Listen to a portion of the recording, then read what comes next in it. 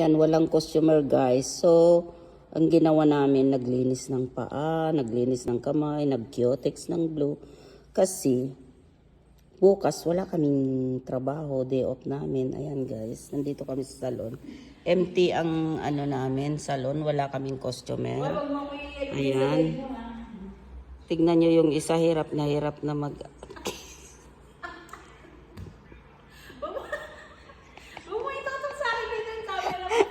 hirap magano sa sarili niya. Yung isa naman doon, busy sa kanyang cellphone. Ayan, tignan niyo yung salon namin mga guys.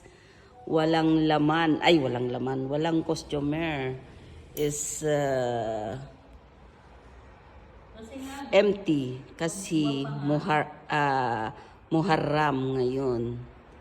Ayan oh. Sa laki ng tiyan natin, hindi na mayuko maglinis ng kuko.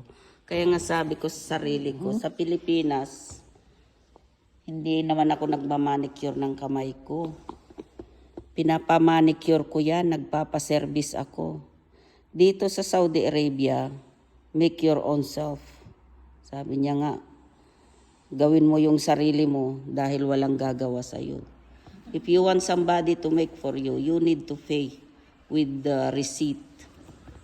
Diba? Ayan. With the receipt. Ayan.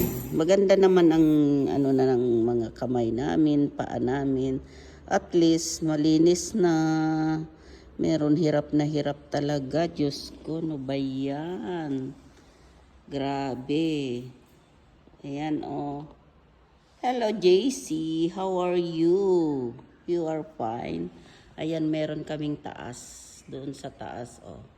Massage room. Push spa. Okay, and